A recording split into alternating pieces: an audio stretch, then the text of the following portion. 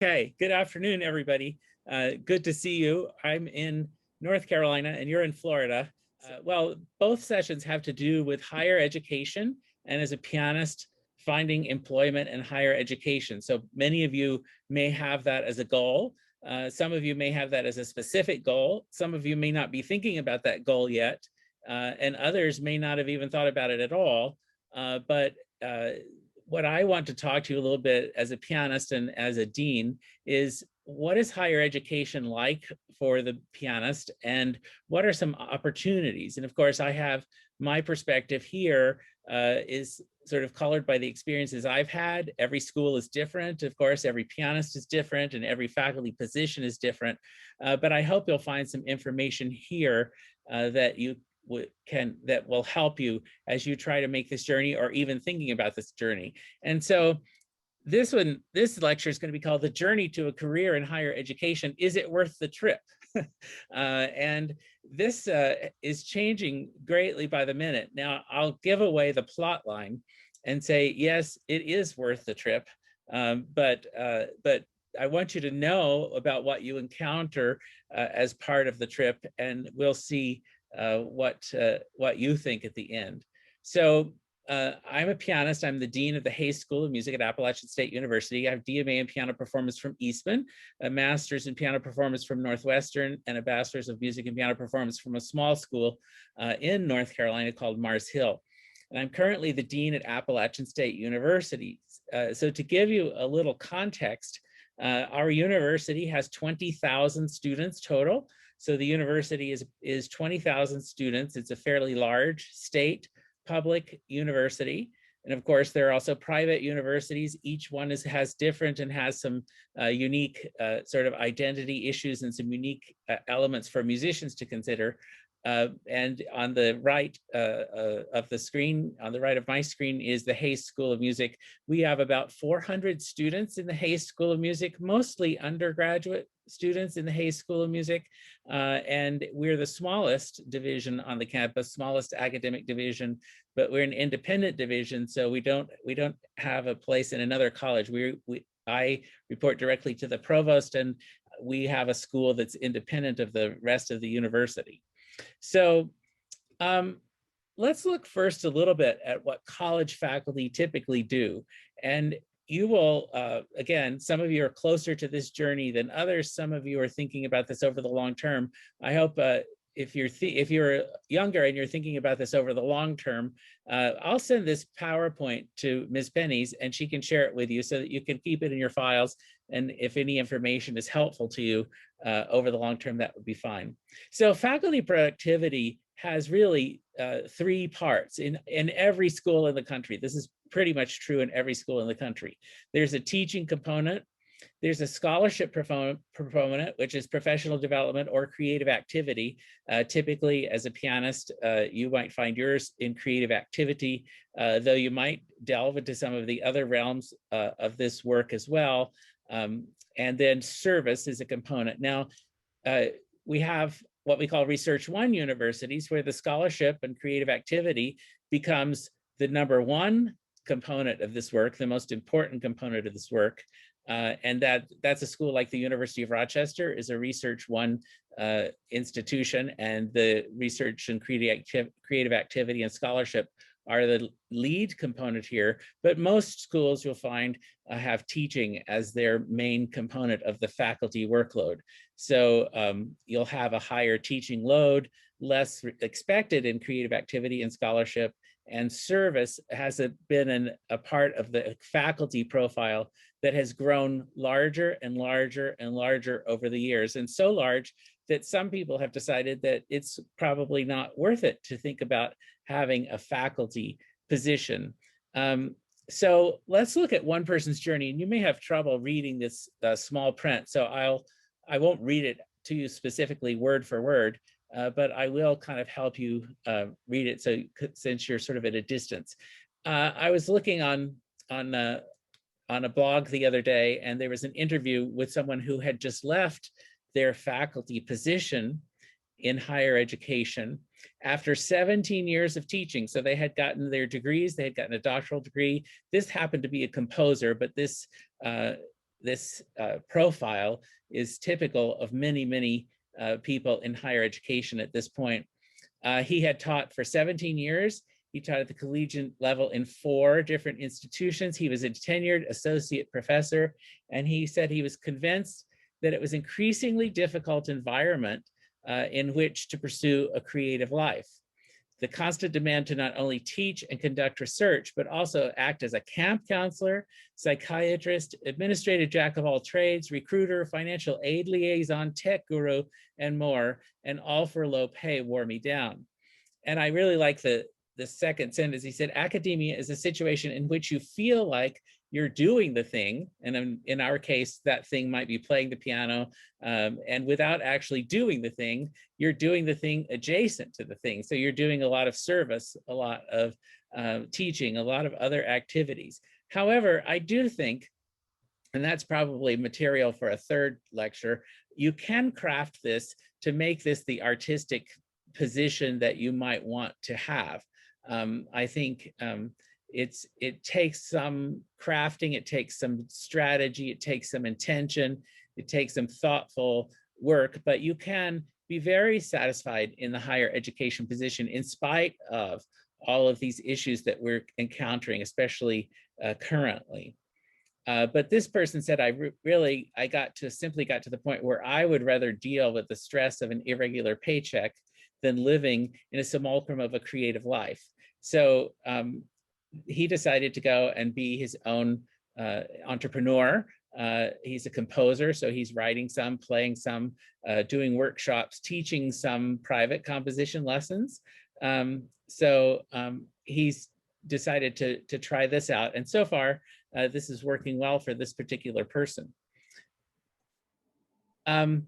He said, the interviewer asked him, what activities did you have to go to earn tenure? And he said, what distracted from my creative life was, it was like I was in a hot seat to recruit, deal with students who lacked vision and direction, doing my job plus those of my colleagues, and inane committee work. Again, this is one person's position, but I think it's also why we have to look at it as we're thinking about moving into this world, because we need to understand what goes on, how things work, and then we can do some of that work to make it more satisfying for ourselves as artists. I happen to believe that I can be more impactful doing some committee work and changing the committee to do the things that I'm interested in doing than I can be as just sitting on the committee. So there are things that faculty can do here that will allow you the opportunity to explore more of your creativity, but it is becoming more and more challenging and more difficult to find the time to be creative. I think even from when I began my career as a college faculty member, which has been now, about 25 years ago, the positions have changed drastically. And of course, now I'm a dean, which is a drastic change, but the faculty life has changed tremendously too. And I'm not so sure if I were going back to the faculty now, if I would find it even as fulfilling as I did then, although having the kind of experience I've had in administration allows me to make that opportunity a little bit more fulfilling for myself if it were something that I decided to do. Let's look a little bit at what salaries look like. So this is HEADS data, Higher Education Administrative Data Services is the name of this. And all of the schools that are accredited by the National Association of Schools of Music, which is many of our colleges and universities that we're most aware of in this country, have to report salaries. So the private institutions here, if you look at this chart, the far right column is the average salary for the column. So it's the average salary is $91,611 for a full professor, $74,000 for an associate professor, $61,000 for an assistant professor, $50,000 for an instructor, $57,000 for a lecturer. It looks like unranked is $89,000, so I'm not sure what they're including in there. And a visiting faculty position is about $51,000. So that's the average, but you can see that this is a private institution. The number of people across the country in accredited music schools, there are about 216 professors, 215 associate professors, 209 assistant professors. You can see the others. These are all music professors, not just pianists. So pianists would fit within this range, and this seems fairly typical. Now, in public institutions like mine, the salary is slightly different and maybe a little bit higher, and you can see more people appear to be employed, more music faculty appear to be employed in public institutions. $93,000 is the average salary for the full professor. The full professor will probably have worked between 10 or 12 years, right, before they qualify for full professor. Associate professor, $72,000. Assistant professor, which is usually where you might start, the average there is $60,000.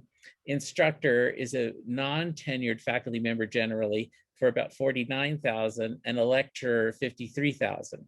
So we've got these salaries here, and you can see that they are not necessarily high, not necessarily low. It also depends on where you're living.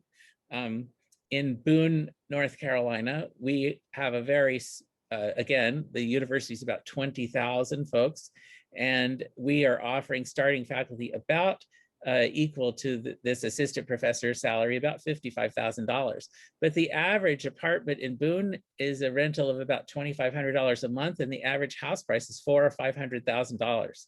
So junior faculty have a kind of challenging time living in our environment. But I think, you know, you'll find this different depending on where you're working. But I think it's important that you think about, okay, am I prepared to make this much money? Now, or this amount of money, when I lived in, when I started this career, I thought, I don't really care how much I make. It really doesn't make any difference to me, because I'm in it because I want to play the piano, I want to teach the piano, and it's what I want to do. However, you know, over the course of the years, I have found that you do need funds when you grow older to buy things like your piano and have a place to put it, and to be able to take the trips that you want to take to advance your career and do these types of things. So I think it's important to think about what the salary is going to look like sort of at the end of this journey. And these are the averages from the 2020 data of all, again, NASM, National Association of Schools of Music accredited schools. The stats also show us that there are 855 people enrolled in DMAs in piano performance. So now this is specific to piano performance. So there are 855 people enrolled last year in a DMA in piano performance. Out of those graduating with DMAs in piano performance, 168 graduated. Now that means that 168 people were potentially out looking at the job market. Some of them may have already had jobs when they graduated. They may have gotten them just before they finished their degree. But there were 168 people graduating. And when I looked in the College of Music Society listing for the number of jobs last year, I really couldn't find more than 10 or 12. So we've got 168 people graduating, and we have 10 or 12 opening positions. Now, there's certainly more senior level positions, but opening positions, there might have been 10 or 12. So it's really a challenging, again, stat there. Now, if you want to have a career in higher education, you can do this. It is certainly doable, but there are certain things that you have to think about as you're going through this journey, and how that will impact what you're doing while you're studying, and how you might want to prepare yourself to be capable of taking one of these positions really easily. It's important, of course, most important to be able to play the piano, right? And that would include solo recitals, lecture recitals, presentations to professional organizations like MTNA or state MTNA groups, recordings. An online presence is now really necessary, I think, for pianists or any performing artist. Of course, as pianists, we have the ability to collaborate a bit more in different ways. So we can play chamber music, vocal coaching, choral accompanying, chamber music itself. And of course, jazz is a big item that's showing up now in a lot of keyboard positions. I have no jazz experience myself, which I've always considered to be a little bit of a weakness, but I think it's also something that you can see growing in the number of open piano positions in the public universities especially. The pianists often then will have to teach related items. So piano pedagogy, the ability to teach people how to teach piano, piano repertoire, class piano is a big thing.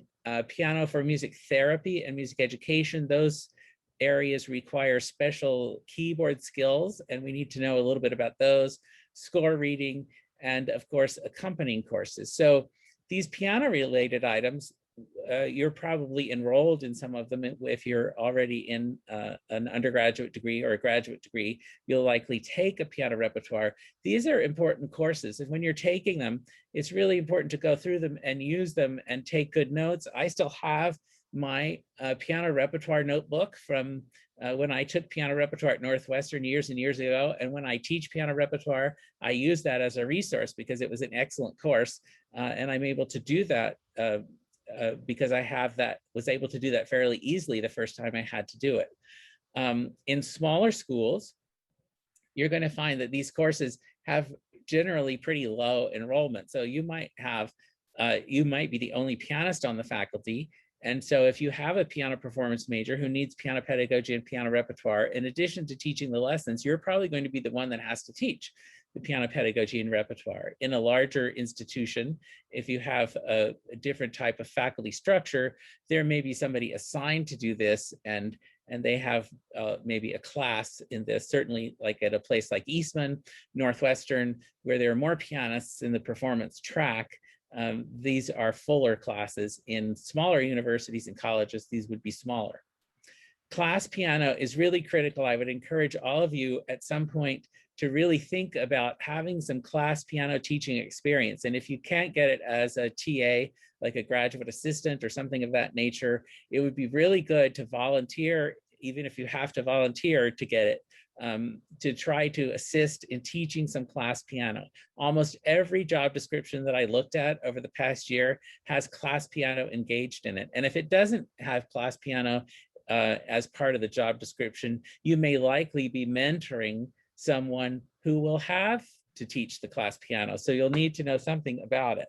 And it is different than the goals that we have as pianists. So you really want to think carefully about that and study that a bit, understand the textbooks that are available for that. And that's similar to music therapy and music education, to understand what those disciplines need. They need a lot of harmonization, a lot of improvisation, a lot of playing by ear, teaching that. I mean, some of the things that we really don't think a lot as pianists about teaching. Score reading, of course, for music educators. How do they read open scores? How do they transpose? How do they read open choral scores? Transposing for different instruments. Those score reading issues are really critical. And of course, teaching your own pianists how to accompany and play chamber music are some of the areas that you will likely wind up teaching one day. So as you're taking these courses, I would encourage you to keep your resources together. And now, of course, most things are computer-based, and so you can save folders with this information, keep it up to date. And as you go along, when you have to teach one of these courses, you'll have some material that will help you. I think other teaching tools to consider are in the areas of things like music therapy, music history. Those are areas that you may be asked to teach. As a pianist in a smaller school, this is not necessarily a bad thing, and I'll tell you why. It's sort of challenging to understand, but it's another one of these mathematical formulas. The currency in higher education, so how do schools of music get their resources? How does your department of music get its resource? Those resources are usually offered through student credit hours. So the number of credit hours that you generate for the school. So in the music school, for instance, if you're a pianist and you're only teaching applied piano, your full-time teaching load at my school would be teaching 18 students. So you are generating basically 18 credit hours, at the most maybe 36 student credit hours. And those 36 credit hours go into a formula that determines how much money I get to run the School of Music. In the psychology department, they're taking 75 students in the class. So one class in psychology is giving us 75 hours worth of student credit, and you would be teaching 4 of those. So in the psychology area, you might be bringing as many as 500 student credit hours into your unit. In music, that is simply not possible. And you don't have to make up for that, but you do have to realize that there are times when positions are cut because they are not serving that many student credit hours. So it's really important to think about, as a pianist, if I'm just teaching piano, that's great for me. I love just teaching piano. I thought it was really marvelous. But when I taught theory, I would generate more credit hours. My position is a little bit more stable. And when cuts are made, you're probably not going to be the first on the chopping block. So I think it's really important to think about what are these other items in your study area of studies that you might like to think about. And I did a minor in music theory at Eastman. When I was at Eastman, we chose minors as part of the DMA. And I did a minor in music theory. And that is one of the things that helped me get my first job. So you may want to think about which of these other ancillary areas, these auxiliary areas that you might want to pursue, and see what you think about as you're going through your courses.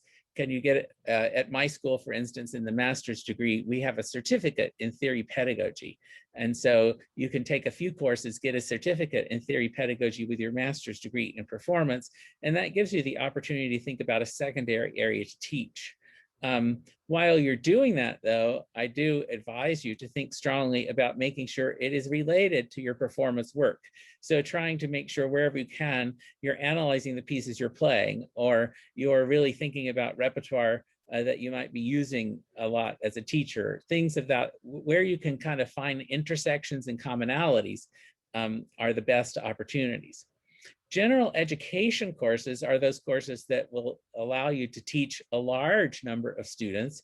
I've done that too. I don't particularly find that fun, but it will allow you to take a class. I've had as many as 225 students in one class before in a music appreciation class. And it's kind of exciting because some students learn about classical music for the first time, and others are just learning about it and don't really care about it. So I think you have to kind of have a special knack for teaching gen ed courses.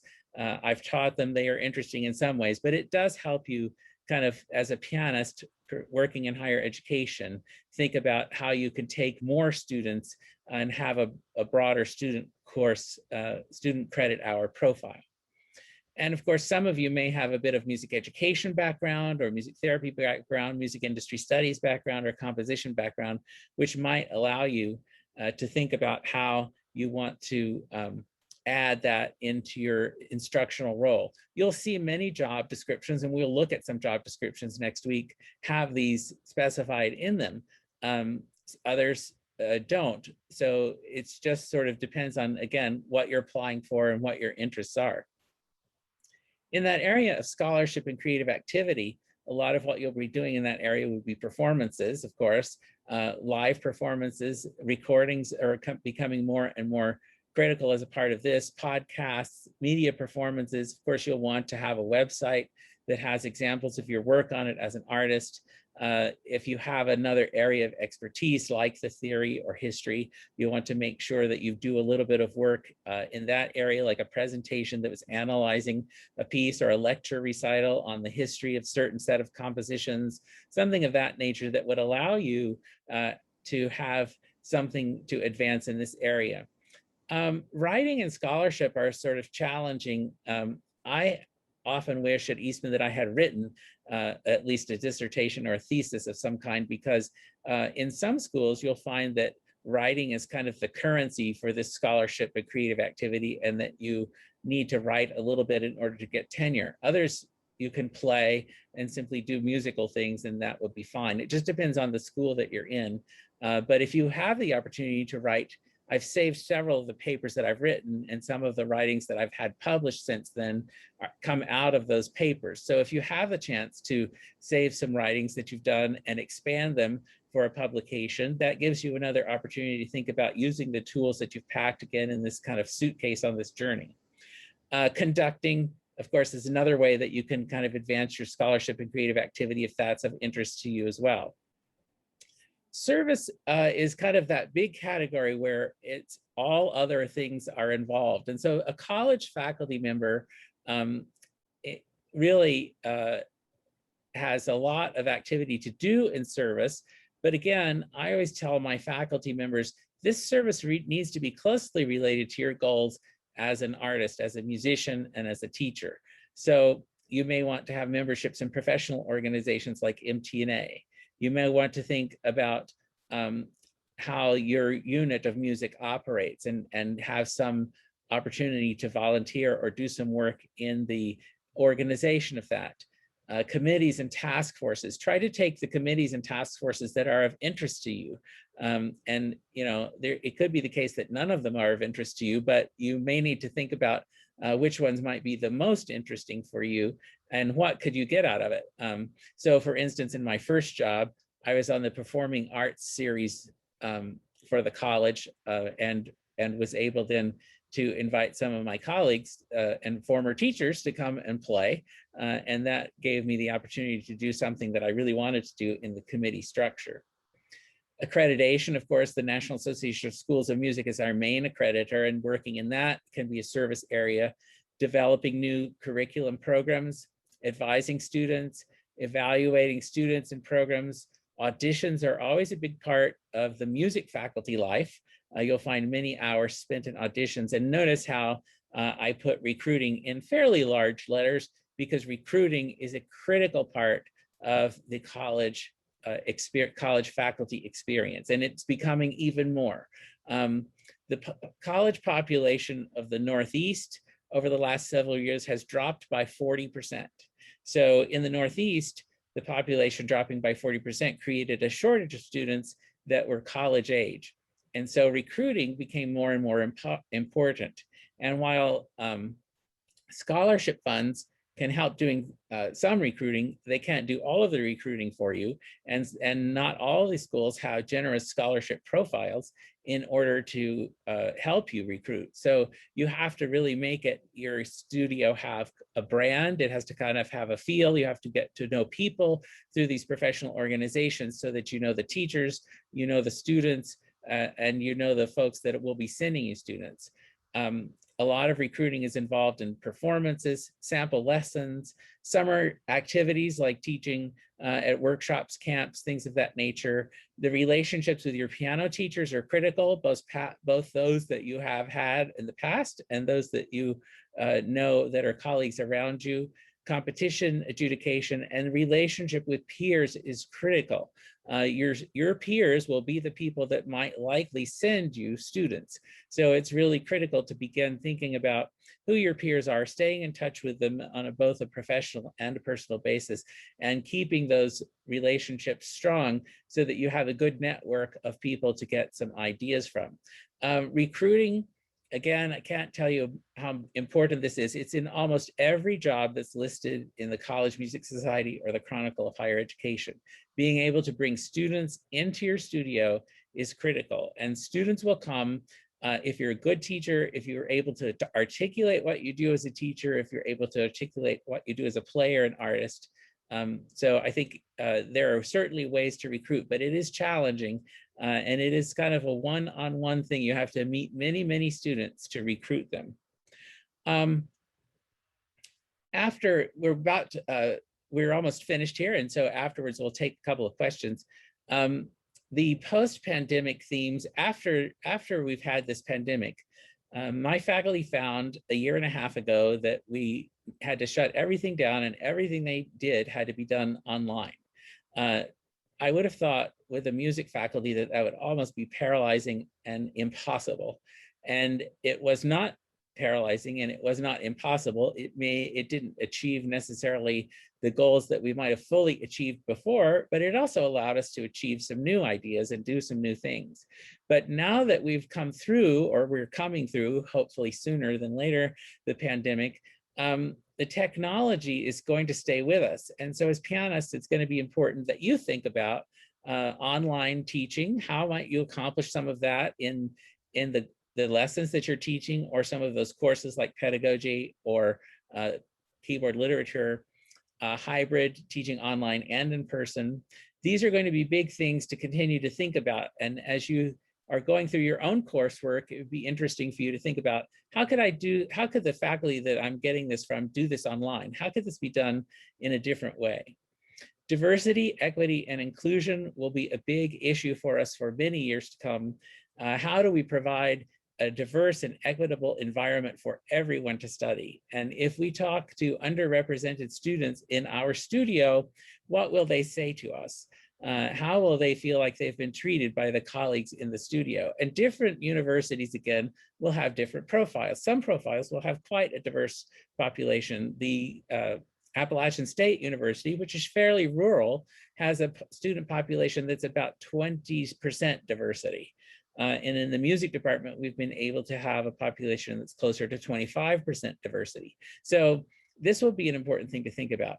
Aging faculty, the faculty that are in these positions as full professors, you saw that that was a large number of the faculty positions. They may retire, but will they be replaced will be another question. So that we can't always depend that out of those 259 full professors, once they retire, that we're going to have 259 positions available, especially if folks haven't recruited in the studios that they're leaving, because the numbers will have dropped. So it will always be important to think about the efficiency, how many student credit hours you can generate, and you don't have to think about that as a primary thing, but certainly as a secondary point of interest.